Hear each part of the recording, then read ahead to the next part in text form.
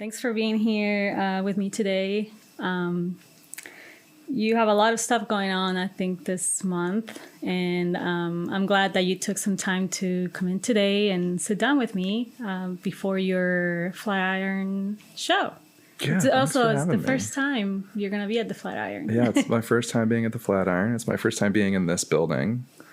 I'm really excited about it. I wanted to kind of take you back a little bit to your past. We were just talking about how you grew up in Durham. Sure. But I wanted to see, like, what is the music that plays in, like, your childhood memories? Like, I just wanted to, Yeah. Wow. That's a good question. I feel like my early childhood memories, I listened to a lot of country radio. And I think it was like, I don't know why I latched on to country. And I think it's like country has a bad, like particularly pop country has like a bad reputation with a lot of people. You know, like the classic thing, people are like, oh, I listen to everything, like except country. But I don't know, I like really liked it. There was like one station that doesn't exist anymore. It was 96.1 in Durham. Now it's like a rock station, but it used to be a country station. And I don't know. It just became like the thing that clicked with me. Like I didn't understand what any of the songs were about. I didn't understand like any of the lyrics. Like I had no idea what they were actually singing. I was just like, yeah, this is good. And that was like I'm talking about like maybe like 5 or 6 years old. Okay. And then, I think as I got a little bit older, my musical taste started expanding more. And it was all pretty much like from the radio. Like my parents listen to music and my mom sings, my dad plays piano, but they wouldn't necessarily they weren't like playing a ton of records for me growing up. I mean, my dad would like listen to jazz sometimes. And so I think I internalized a lot of that. Like, I remember really liking Ella Fitzgerald. But like, they were more into like classical, and like my mom in particular was into like singing in the church choir and like choral music and that kind of stuff, which I didn't vibe with as much. But then, like eventually I discovered MTV, and then like that was like, I think the first CD I ever bought was Green Day. Okay. And that was like, the whole like alternative rock, like pop punk kind of thing. Yeah. And like Nirvana, all of that like classic 90s stuff was like what I was super into as a little kid. Okay, so I mean, like grunge, alternative. But then what? So, but did you play any instruments? I mean, your parents played music, but did you ever get interested in playing the piano? Or? Yeah, I think I played piano for like a month or something. I don't even remember it very well, but I know that it happened and it didn't click with me. And then when I was in 6th grade, I started playing guitar, but it was classical guitar because a guy in our neighborhood was like a really talented classical guitarist, and he taught, and like, his daughters played. And so I would just like walk up the street and take lessons from him. And I did that from 6th grade until I think pretty much through middle school. And that was kind of like my introduction to performing and practicing and like learning to read music and kind of like getting a basic level of music skills. Yeah. But like, I don't really consider myself a guitarist. Like I used to have a lot of guitars and like be really into guitar and played in bands. And then kind of like after college, like all of that kind of fell off, and I either like sold or lost like all of my guitars, and then just recently bought an electric guitar like 3 years ago, I think. And I like still play it from time to time. Yeah. But like when I was doing classical, it was more like a thing that I like had to do You know, I was never like really super jazzed about it, but my parents were like, "Oh, you don't want to quit, like stick with it, you know, like keep practicing, keep working on music and stuff."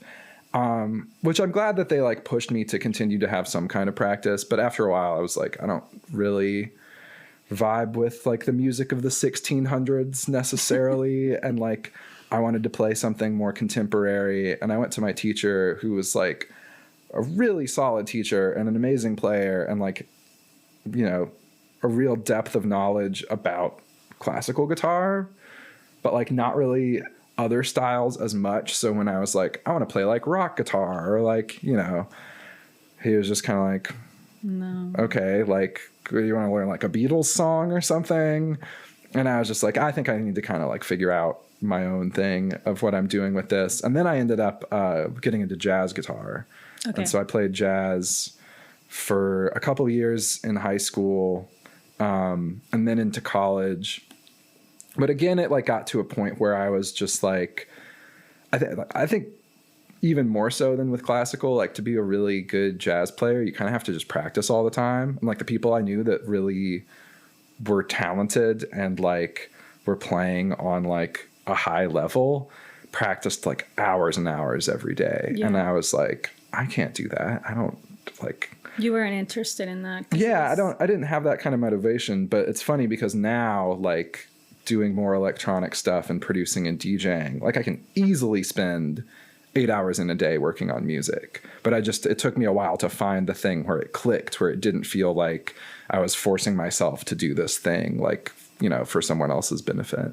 So you said it was like after college that you were like, I don't want to, but I don't, you were like, you sold your guitars. Oops. You sold your guitars and, what made that switch? I mean, did you discover, quote unquote, like electronic music? Like when was that first time that you listened to electronic and you were like, whoa, like what is this? So it was kind of a parallel thing, I think. Like maybe 10th grade was when I started really getting into electronic music. And at that point I was still like, I still played guitar. I was doing like jazz band in high school. I think I may have also been doing like the guitar ensemble class, which was more like classical guitar kind of stuff. But a good buddy of mine, Cade, put me on to like basically all electronic music. He was like, here's like 50 albums you should like check out and listen to. And I think this was probably like around Napster era. Okay, so everything was digital. It wasn't like... Yeah, like I didn't buy like... I wasn't going to the record store and like buying like a vinyl record or something. Yeah. I think I bought a couple like CDs of electronic artists. I remember I had a Moby CD. Okay. But most of it was like stuff that people would burn me. And then eventually like I figured out how to like download music and stuff. And so in high school, you know, I started listening to a lot of like... Honestly, I started out listening to a ton of like jungle and drum and bass. That was kind of like the first music that really grabbed me, like Goldie and Ronnie Size and like all these like UK artists. And around that time, another friend of mine, Chris, got Fruity Loops and gave me a copy of Fruity Loops. And then I was like, that kind of like opened everything up for me. And I was like, oh, I can like make this kind of stuff at home. And it doesn't really sound like the music that I'm listening to yet, but like that's fine because I'm just starting. Experimenting. And yeah, after doing that for a couple years, I think it was probably like in college, near the end of college, when I finally like the guitar phase started decreasing as the like electronic phase was increasing. And you know, my same friend that like put me onto all this music let me borrow his sampler. And that I think was like where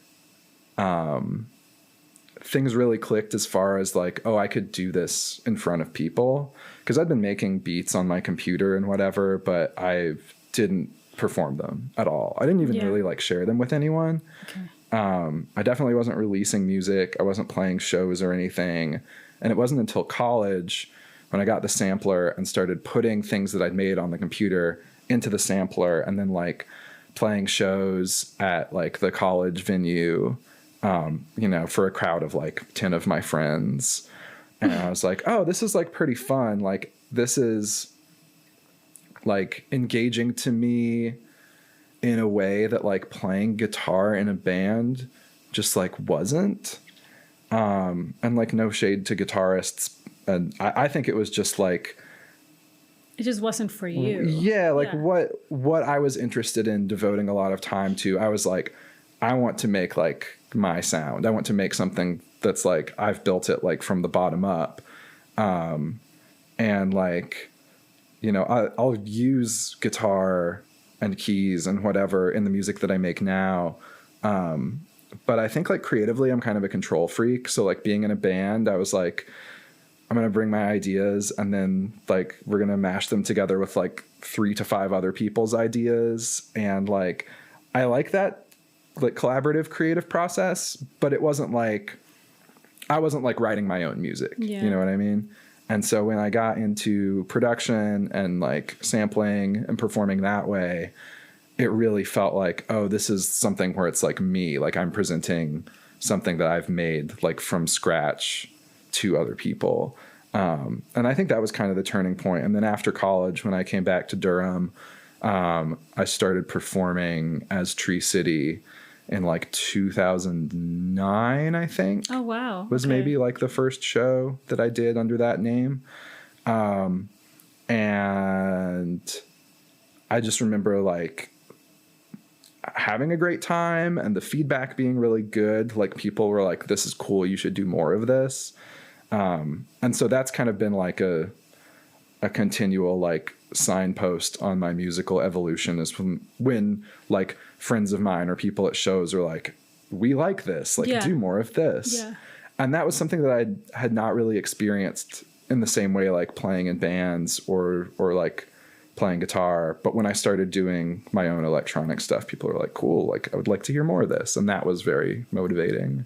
So it was, I mean, and you knew people in Durham when you came back. Mm-hmm. So in a way you had a support system in a sense. It wasn't like you just like came to a new city and you were like, hi, I want to play. Right.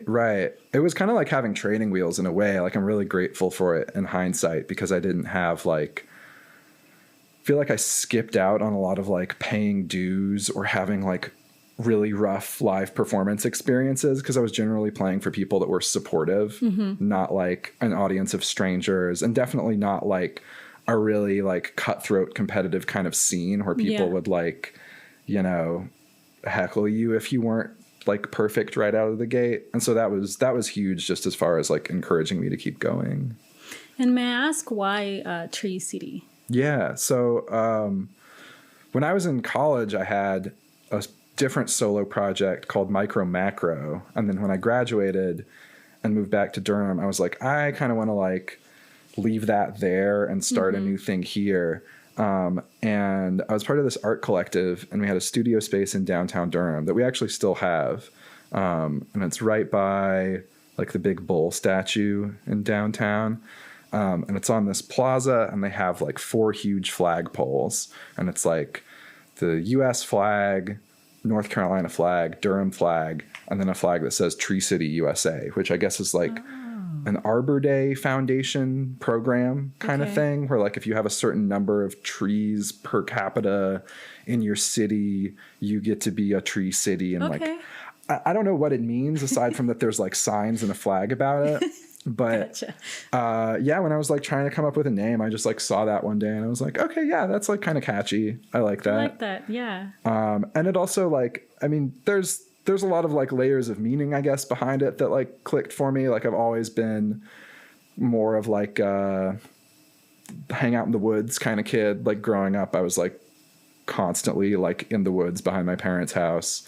But it's also, it kind of speaks to this like duality of like nature and society, or like I feel like really at home in the woods, but then I'm playing this music that's like more like technological or machiney or like urban or whatever. Yeah. So like it's kind of like, how do I find the overlap between, you know, the very like not artificial kind of like natural plant life kind of vibe with this more like techno-y, like, you know, big city nightclub kind of feel. And like playing those two things off of each other. But I also just really like music that feels like human and soulful, but I also like music that feels really like alien and robotic. So I try to have like both of those elements. I mean, I remember 2011 was when like the electronic music, like it started like booming. Do you feel like you were fortunate enough to like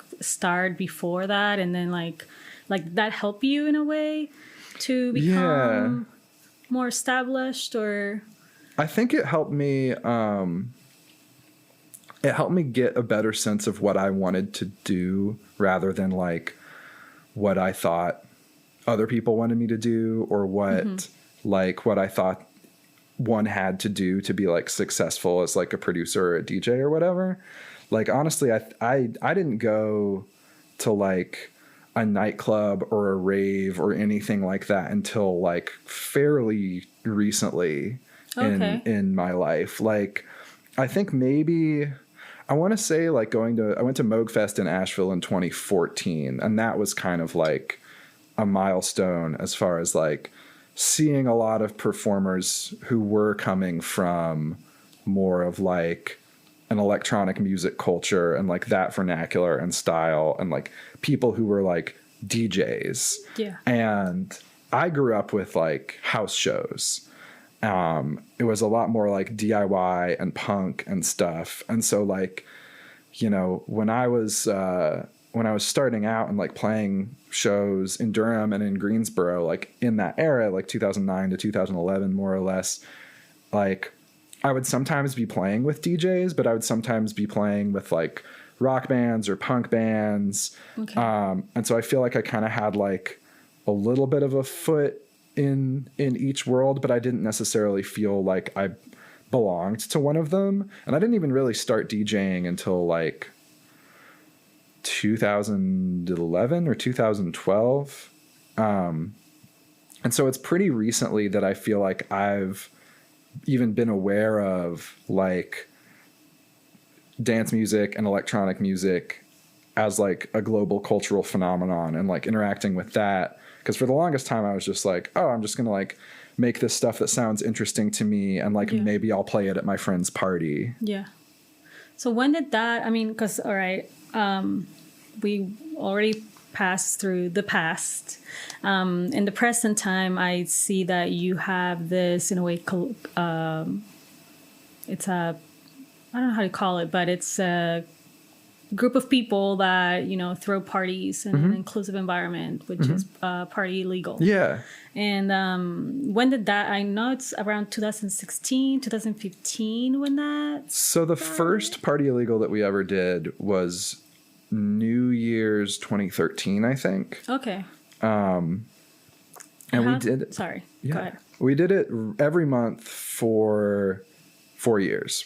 I think almost like exactly. Like we did one show a month. I mean, we had like a couple maybe like one-off shows in addition to that. So it wasn't exactly like 48 shows. I think it ended up being like 53 or something. Okay. But that came about because the Pinhook had been open for a while in Durham, and they had really like positioned themselves as this like inclusive DIY kind of like, you know, come in, whoever you are, come in, book a show, like we'll help you out.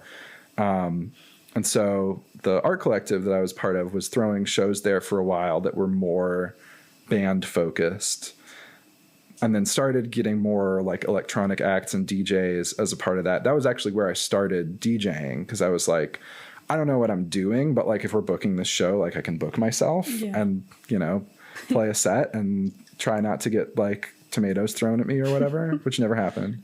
But then in 2012 or 2013, Laura, Queen Please, who was kind of like the founder of Party Illegal, there was another monthly party at the Pinhook, where the guy organizing it was like, I'm going to stop doing this. And the night freed up, and Kim, the owner of the Pinhook, was like, hey, do y'all want to do something with this night? And so Kim had talked to Laura, Queen Please originally. Laura talked to me and was like, you know, y'all have been doing stuff at the Pinhook. Do you want to like collaborate on something? And so Party Illegal came out of that. And I remember the first one we did, we had like, I mean, it was also New Year's. So like that I think was a factor, but there was a line like down the block to get in. And I was like, that's wild. I've never seen a line like that for like local stuff at the Pinhook. Like if they had like a big headliner come through, then like maybe people would line up. But the response was just like really huge. And I think at that moment in time, there wasn't really a ton of stuff in Durham that was comparable. And yeah, so kind of like the ethos behind that was like paying DJs well, getting a really like diverse mix of like crowds and sounds and styles and whatever. So like we would book 4 people each month, and we tried to make each of the 4 like as different from the others as possible. So like, you know, we would try to never have like 2 people who played techno or like 3 people who played house. It'd be like, oh, this person does drum and bass, and this person does reggaeton, and this person does like whatever. And that was really cool because it just kept it interesting, and it kept it from getting stale. Like you would never really know what to expect from a given night, like as an audience member, but also like as the people organizing it. So we did that regularly for about 4 years. And then, you know, it just got to a point where it was like, it's really a ton of work doing a show every month. Especially trying to make it like consistently good and like financially sustainable. And so after 4 years, we transitioned into more of like, less of like a club night and more of like a music collective, or like we would like partner with other people. And so we actually just did this show for Jess's birthday. And that was like at the beginning of September. And I think that was the first real Party Illegal event that we'd thrown, I mean, since like the beginning of COVID. Oh, wow. Okay.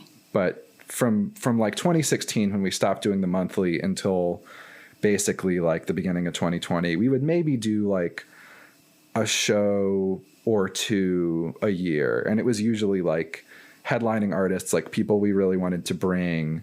And then, you know, like some local support as well. But yeah, eventually we were like, let's move away from this, like, we've got to make it happen every single month, and more just like, we are, you know, we're all like getting into our 30s and we've got like jobs and mortgages and whatever. And like doing a monthly thing was really fun.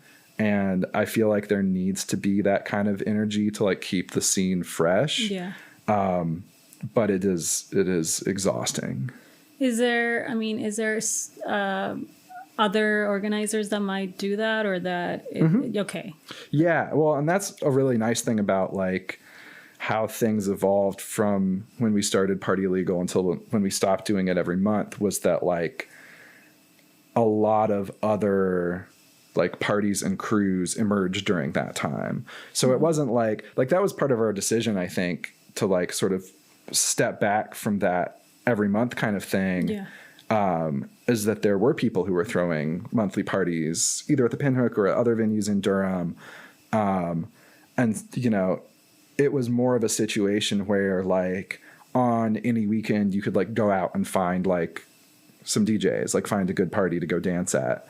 And like, I think Durham still has a long way to go as far as like what I would like to see in like a cohesive like club music scene. Like we still don't really have like a nightclub, like a space that's designed for like dancing and DJs and electronic music. But there's like, you know, now there's like Maison Fauna is doing shows, Roundhouse is doing shows. Those are both labels. Then also like The Floor. The Floor, I think, is like one of the most active, at least like pre-COVID. Everything I'm saying has a big pre-COVID asterisk on it. But The Floor was doing a monthly party. DJ Forge and DJ Rang started doing super secret dance parties. And yeah, it just felt like, you know, there was like this evolution, and there were like a lot more crews and people who were doing the organizing side of it, to where it felt like, okay, we can kind of like take a back seat for a while, and that won't mean that there's like not going to be a scene anymore. Okay. So now that, the Party Legal does things like maybe twice a year, or you also you have some shows for Roundhouse. One show for Roundhouse, I think October 31st. Yeah, the Halloween show. Yeah. And then I just wanted to ask you about your discography, because you have one record on, how do you say, Maison Fauna? Maison Fauna, yeah. Maison Fauna and Roundhouse. And do you have any other records anywhere else, or independently, or is it those two that you have? Those are the two, I would say, like proper labels that I've released on. I've done a handful of remixes for other artists that are available different places. Actually, I did a remix for the Bronzed Chorus, which is like a Greensboro band. And I used to / like still kind of am part of this producer collective called Top Cats that I joined in 2014, that was like started by Elsie, who's a producer from Alabama, and Rado, who's a producer from Costa Rica. And, you know, like Top Cats was pretty active like 2014 through 2016, maybe more or less. What I would call like peak SoundCloud era. So there are a number of tracks that I released on Top Cats, but Top Cats I don't think was ever like a label in like the capital L sense of the word. It was more like we'd put stuff out on SoundCloud. We didn't do like distribution on streaming or anything like that. But you know, like we had an audience. There were like some of the releases that we did had like, you know, got some blog premieres, or like there were artists that we were working with who like went on to do really cool stuff and like, you know, have their own careers. But as far as working with labels, it's pretty much just been Roundhouse was my first release with a label. And then I put out my latest EP, The Way, was this June. And that was on Maison Fauna. And so, yeah, those were kind of like my proper releases. But then there's a ton of old stuff up on SoundCloud. I've self-released a bunch of things on Bandcamp. And, you know, I'm kind of like, I like to bounce around. I'm like not really a joiner. Like I love working with people, and I love like being a part of a label community and roster and all that. But I've never like wanted to lock myself into like, oh, I'm on this label and like exclusively, and like that's, you know, all of my career is like managed in that way. I like being able to bounce around. So, you know, one of my plans for the rest of the year is to finish a lot of demos and like shop them around to a variety of labels, and kind of see where that goes. Okay, so that's kind of how you did. I mean, you also, because these two labels are from Durham. Yes. Right? Okay. Roundhouse in particular, actually, before they were a label, it was a party. It was like an event series, and they would do parties at this venue, currently defunct venue in Durham called The Shed, that was like a bookstore / jazz club.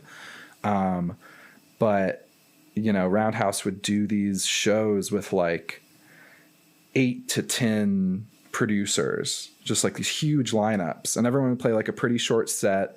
And it was a lot of like kind of experimental hip hop, like instrumental, kind of like a lot of stuff that nowadays gets lumped into like lo-fi. But, you know, things that were influenced a lot by like the beat scene in LA and like Brain Feeder and like Low End Theory and like all of that kind of stuff. And they had this very specific aesthetic. So like that was the musical style, was like pretty much, you know, SP404 sampler, instrumental hip hop, maybe like throw an acapella on it. And then my friend Blaine, Cool Boy 36, was doing these live visuals where he was like taking VHS cassettes and using like analog video effects units to like mash them up and stuff. So it had like right out of the gate, they had this very like unique and really compelling aesthetic. Yeah. And so those were just really fun parties to go to. I got involved because I was bringing the subwoofer. Like we had a sound system for Party Illegal at that point, and they were like, we want some extra bass. So I'd throw the sub. Literally, it's sitting in the back of my car right now because I haven't taken it back. That's how I started getting involved with them. And then after about a year or two, they kind of rebranded as a label and continued doing events, but we're focusing a lot more on releases. So that's how I got plugged in with them, because I had been, I was like fans of all of them as artists. I've been going to the shows for a long time. And so when they were like, we're going to start putting out music, it just seemed like a natural fit. Yeah. Nice. Okay. So, you said that now you're working on some demos and sending them to some record labels. Do you have a goal of when that would be, or or like what? So I quit my job in July of this year. Okay. Partly Partly with a goal to like really start cranking out music and releasing more music. And I have worked on pretty much zero music in that. Like I've been DJing a lot and I've been practicing a lot, but as far as getting in the studio and like finishing ideas and releasing tracks, I have not quite gotten to that point, but that is definitely my goal. By the end of this year, I would like to have, I'm like working on another EP for Roundhouse that's similar stylistically to the one that I put out in 2018, Disco Completo. Mm-hmm. And, I would say that's like 70% done. But then I also, in January of this year, did this thing called Jamuary, which is like, it's like Inktober. It's like a thing where like every day you make something and you share it. Okay. And I did that for like maybe like 24 or 25 days out of January. And it was pretty grueling, honestly, to have to make something every day. But I ended up with like over 20 demos. And so I really want to go back and take like the best of those and polish them up and release them, do something with them. So these are my goals. I feel like I'm always like setting goals for myself and then like a month later being like, oh, right, I set that goal for myself. I completely forgot. Like I've made no progress on this, but it's fine. That's like part of the process. Yeah. I mean, that's part of life in a way, though. Yeah. So, okay. Absolutely. But I mean, you are pretty busy though with, you also have the Slingshot Festival. Right. October. Right. First and second. Yeah, I think I'm playing on the 2nd. But also some of Greensboro's from Strictly Social are going to be there as well. Mm-hmm. So how did that come about? So that was actually a connection through Roundhouse. Okay. The Slingshot thing is being organized by some people that worked on Moogfest when Moogfest was in Durham. And so my buddy Nick from Roundhouse reached out to me and was like, hey, do you want to play this thing? Though honestly, the way he pitched it was like, Juan Atkins is coming to Durham. Do you want to play the Juan Atkins show? And I was like, I want to play the Juan Atkins show. So I think it was kind of a thing. I don't know too much like behind the scenes, but the impression that I got was that it was like, this festival was kind of like curating like the headliners and then sort of working with the communities that were already here locally and kind of being like, hey, like this label or this party or whatever, do you guys want to like book some people? Yeah.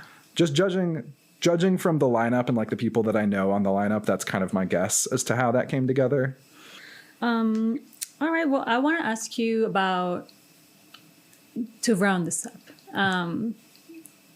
One song that reminds you of your childhood or like that you listen to and it's like comfort music, like what is some of this comfort music? Then some of like the music that you're listening to right now. Okay. Let's see. I mean, like comfort music, I feel like I probably, if I were going to pick like one artist that I like continually go back to and never get bored of, it'd probably be Boards of Canada. Okay.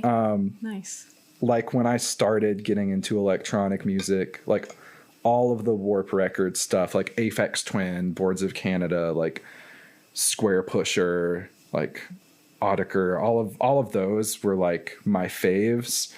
And I think out of those, Boards of Canada is the one that's the most like, if I just want to like listen to some music and vibe. Although it's funny because I put it on the other day, like I was hanging out with some friends on my porch and put it on like wanting some like chill background music. And then I was like, oh, this is kind of creepy. I forgot that it's kind of creepy, but in like in an endearing way.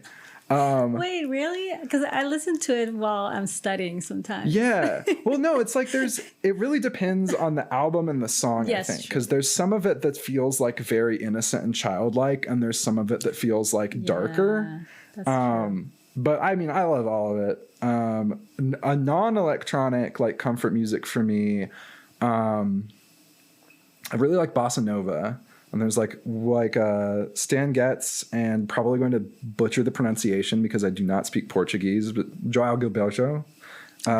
Yes. They had an album together that's like hands down my favorite like bossa nova recording ever. So that I remember like when I first learned to drive, like I had that like burned CD in my car and would just like ride around playing that.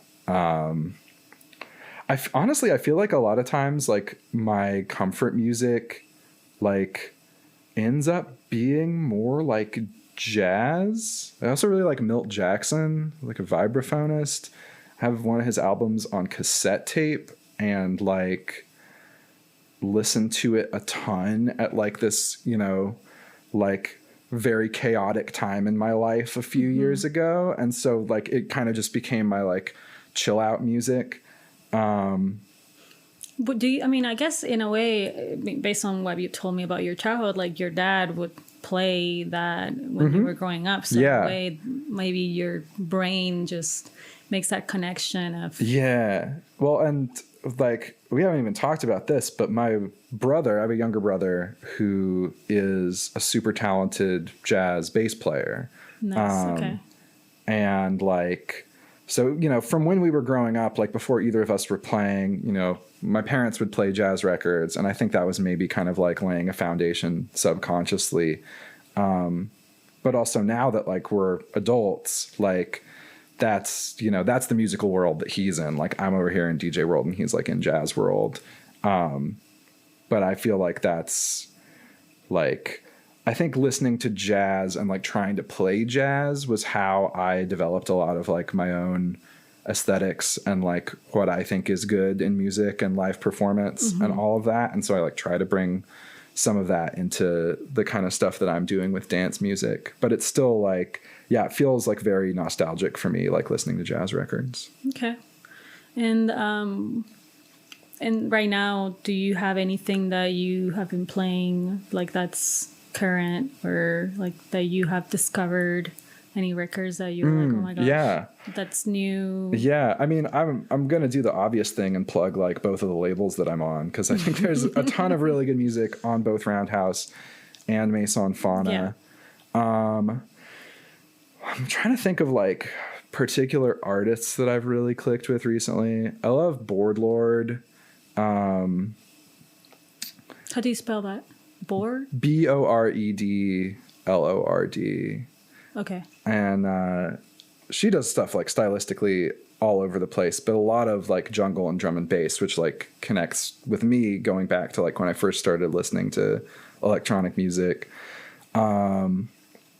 Man, I feel like I'm trying to like envision like what's on my USBs right now.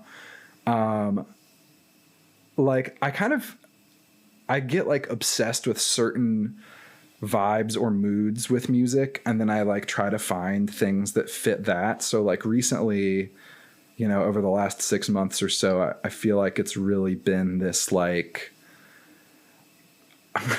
It sounds goofy, but I call it like underwater bongo music, like house music, but like a little bit more down tempo and like soulful and like a lot of percussion. Trying to imagine, but the like Stefan Ringer album that came out, that's a good example. Like a lot of like the groovier house music from Atlanta, like Moody Man. Okay. That's kind of like what I like to listen to recreationally as far as like newer dance music. But then also recently I've been kind of going down this like hard techno rabbit hole, more like Berlin-y kind of techno than like Detroit-y kind of techno, even though I love both of them. Mm-hmm. But I think it was a thing where like it didn't click for me for the longest time. I was just like, oh, this is kind of like boring, like unz, like, you know, there's not a lot of variation.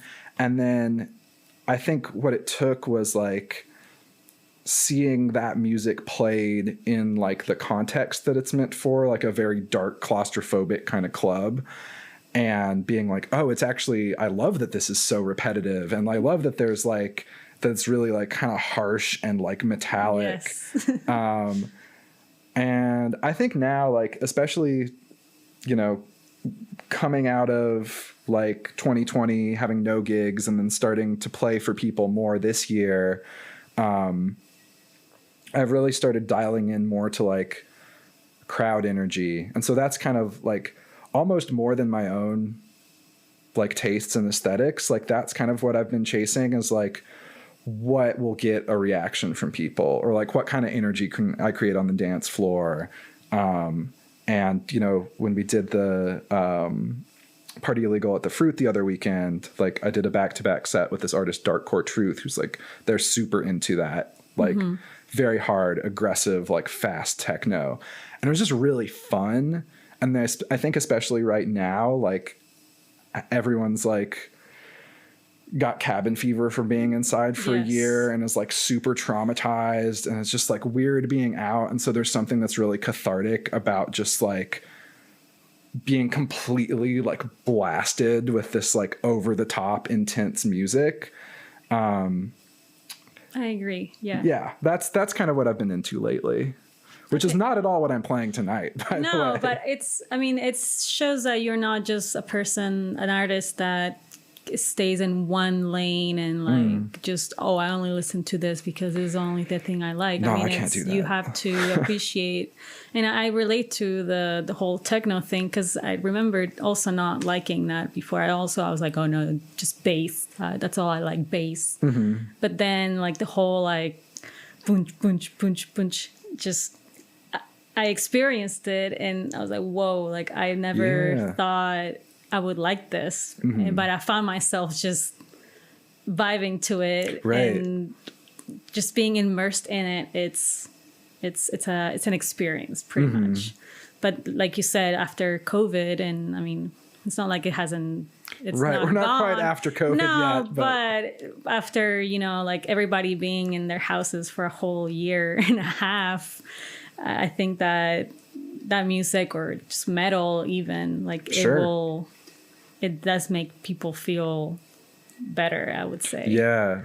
Well, and to go back to what you were saying about like the not feeling it until you get the experience of it, a thing that happens for me a lot is like I'll see a set that I really love and then I'll be like, I want to do that. So I'll see someone like do an amazing techno set and be like, I want to go make techno now. Or I'll see someone do like, you know, whatever, ambient down tempo and be like, oh, I want to go make that now. Like I'm very like ADD with my musical tastes. Like as soon as I see a new shiny thing, I'm like, oh, that's what I'm going to do with my music. I'm just constantly bouncing around. And that's the cool thing about also festivals that do things, or like, you know, the Party Illegal, where they bring different genres. And I mean, you bring a lot of people that follow those people, an artist, I mean, but you can discover something that you would have never done it yourself and be like, oh, I'm just going to go listen to this reggaeton, like what is this even? And then you're immersed in it, and so it's a completely different thing than just listening to it in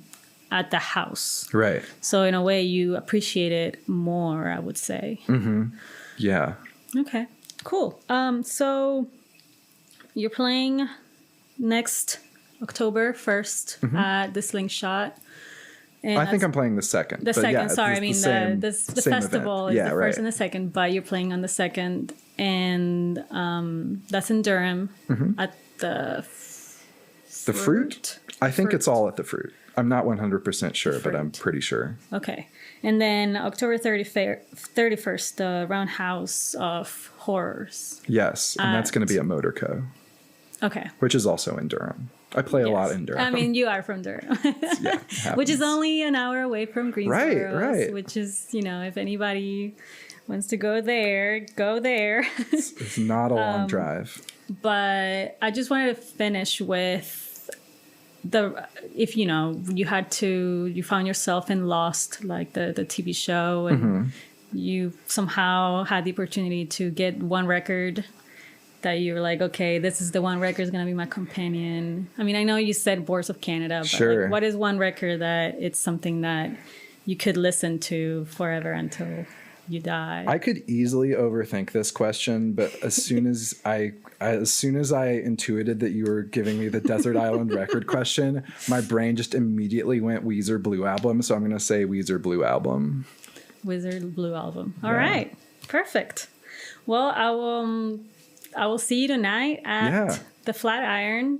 But I'll see you then, and most likely I'll see you in Durham. I mean, I hope I get to go soon because I've heard so many good things. Yes. But thank you so much. Thank you so much, Patrick, for it's been a treat. for this time. Appreciate it. Awesome.